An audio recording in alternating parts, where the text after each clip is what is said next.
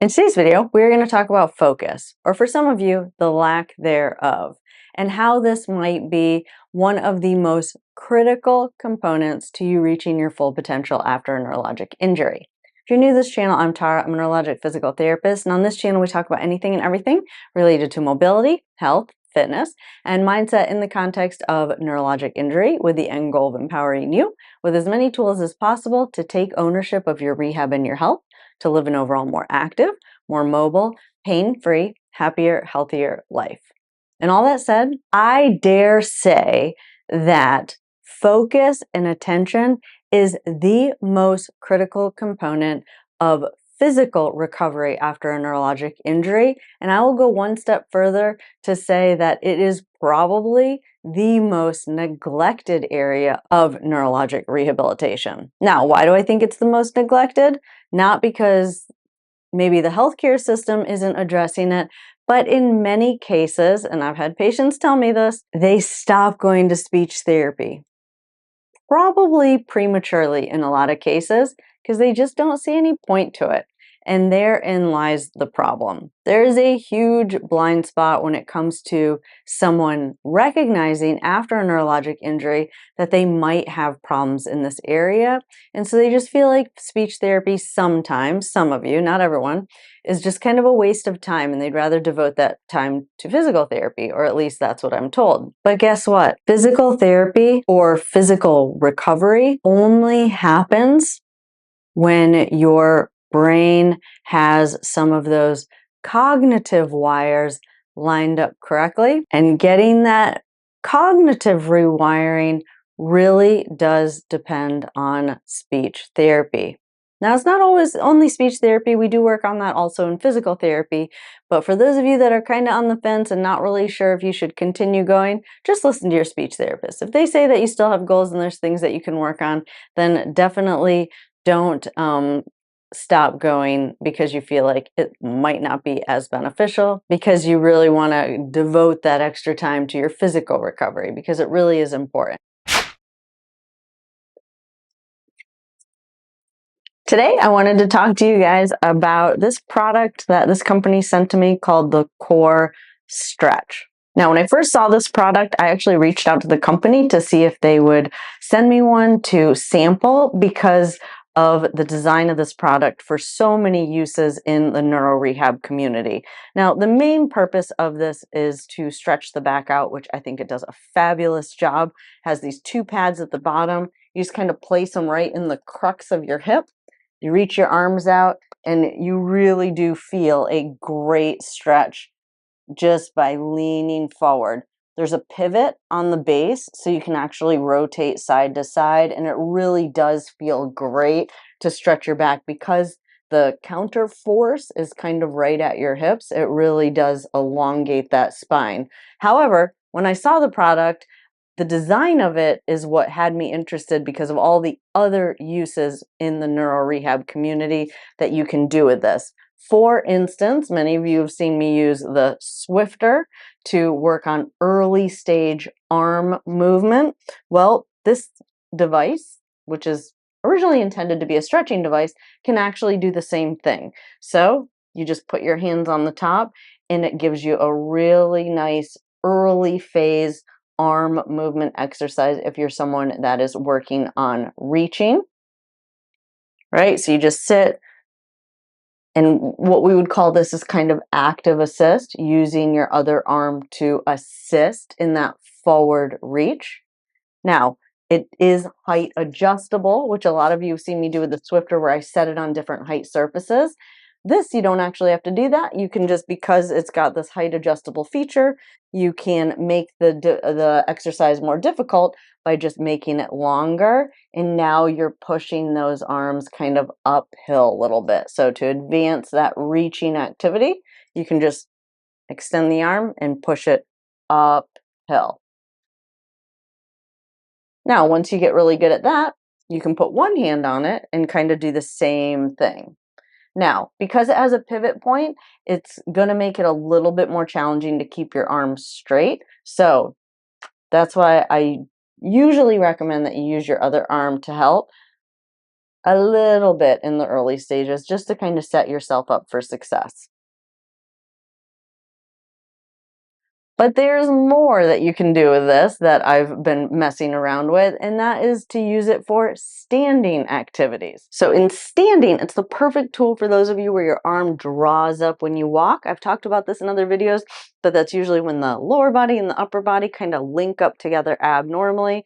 So when you're walking and you're trying to control your legs, your arm kind of, what I usually call in therapy, is just trying to kind of help out, but not doing a really good job of it.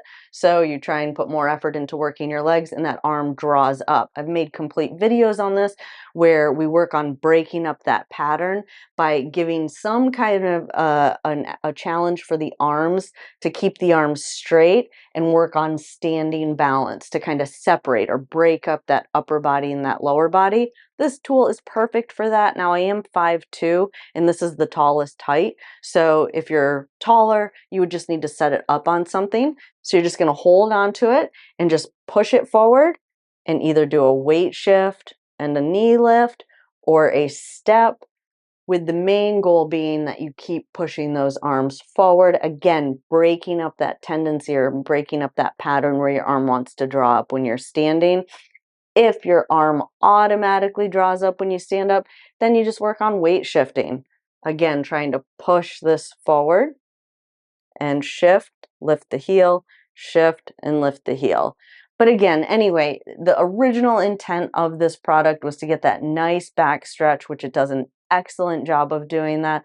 But then if you are someone with a neurologic injury, there are all these other ways that you can use this one tool. Link to learn more about this product is in the description below. As usual with any product that I advertise or I talk about on this channel, Rehab HQ does receive a small commission. So if you do purchase this product, we are so grateful for your support of this channel. But more than that, you are going to get a very useful product. And now back to the video. But now let's just talk about why this attention is so important.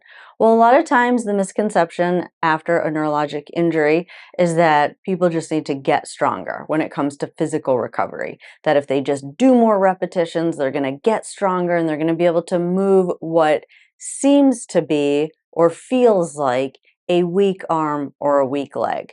Now, again, this is for those of you that are new. I've talked about this quite a bit on this channel, but it's really important to know that the reason that the arm and the leg aren't moving isn't necessarily because there is actual like muscle weakness, because that's not actually what was damaged after your neurologic injury, but it's the neural connection that goes to those muscles. So if you had a stroke or a brain injury, or you have lesions in your brain due to MS, it's really kind of the hard drive that's been affected and all the coding that goes on to get your muscles to work in a particular pattern to execute a movement. So to keep with somewhat of a computer analogy, it's not the keys or the keyboard, it's not the mouse that's opening the apps, it's the actual hard drive, the actual brain that is damaged.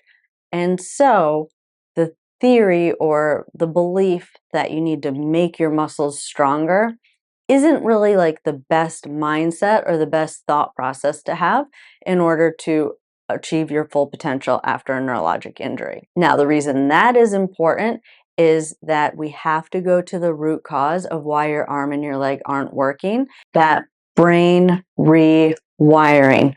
This is where the damage is, and this is why your arm and your leg are not moving.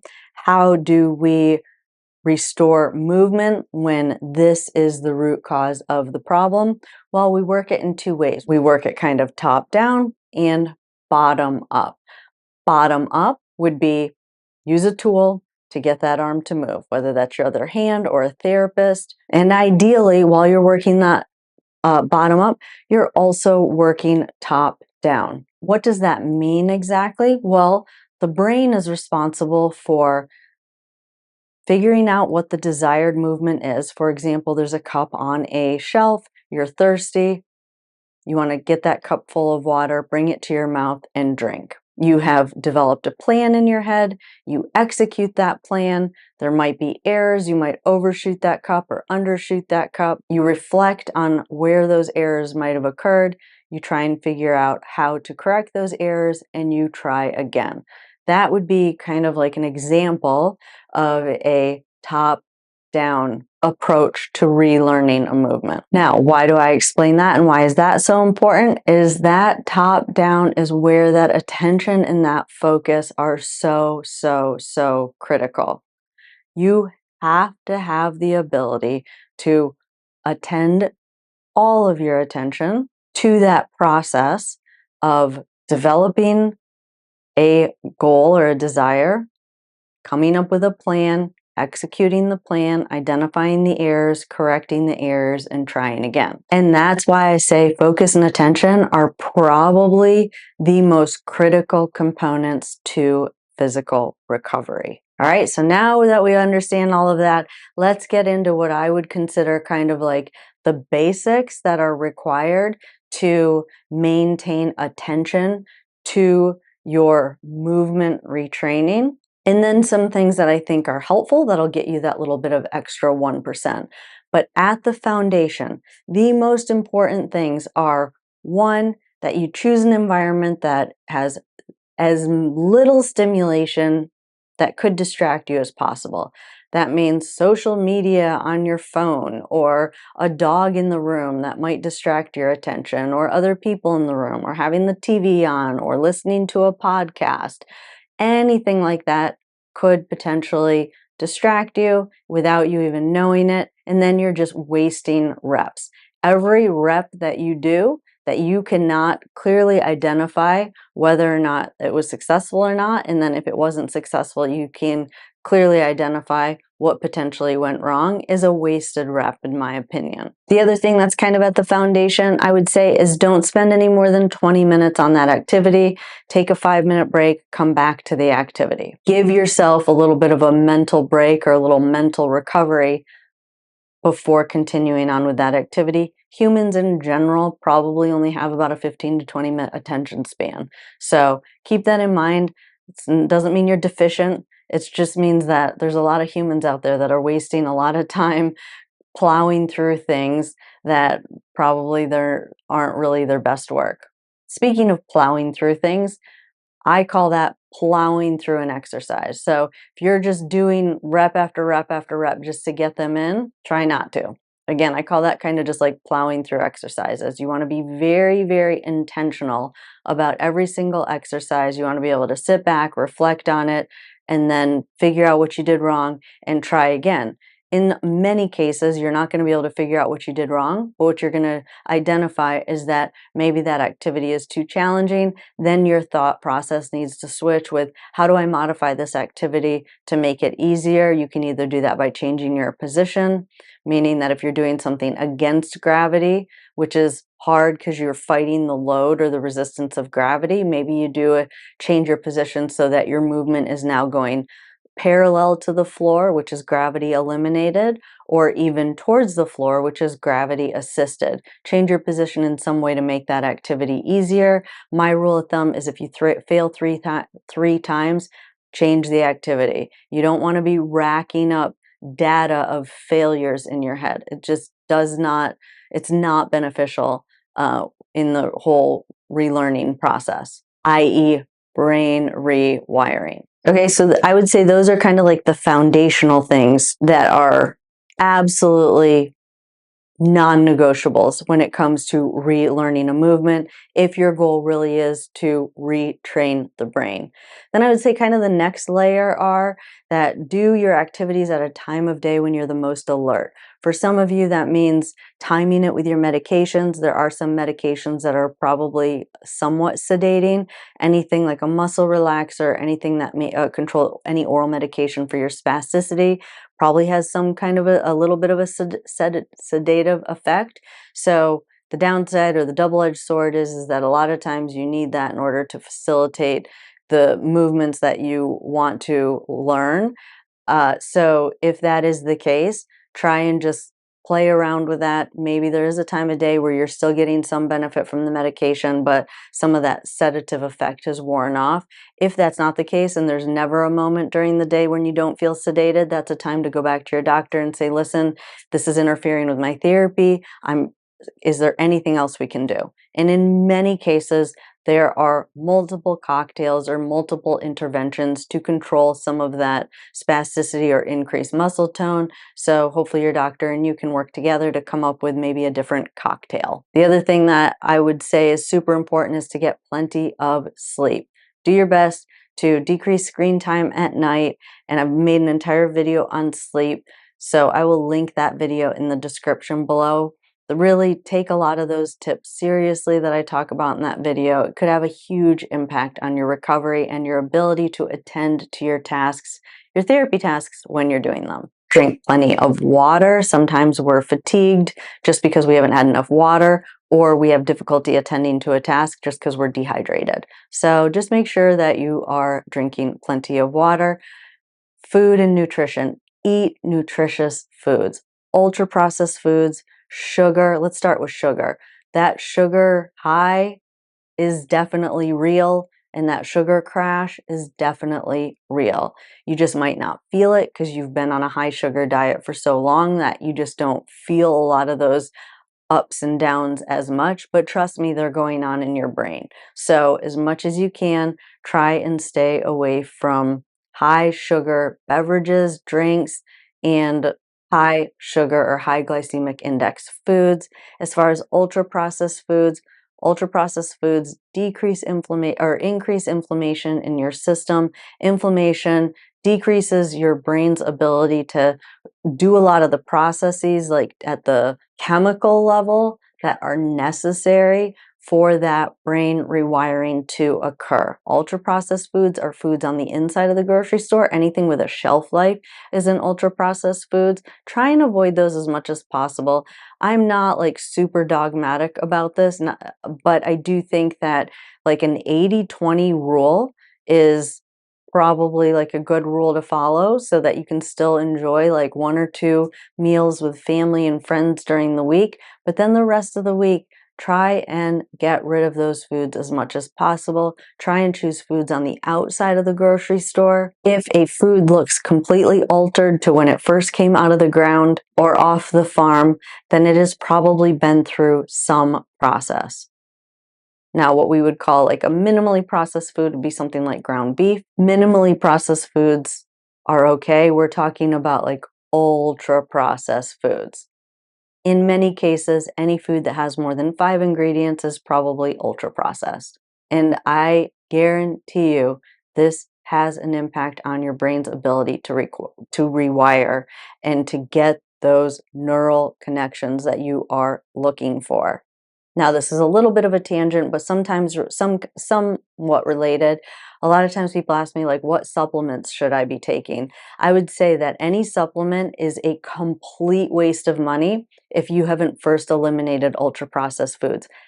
I can guarantee you it's not going to do anything. There's so much downside to eating a diet that's entirely ultra processed foods that there's no way that you have created an environment where your brain can really do that rewiring that is required. And so no supplement on top of that, a bad diet, is really going to do any good, and it really is a waste of money. And I would actually say that hyperbaric oxygen therapy, red light therapy, all of these things that many of you spend money on are pretty much a waste of money if the internal environment is so corroded by a diet that consists mainly of ultra processed foods. Okay, so as much as possible, no judgment, don't feel any shame. We all eat it. It's the world we live in today. Ultra processed foods are everywhere, but if you really want to optimize your brain's ability to attend to an activity, to get the brain rewiring that you want,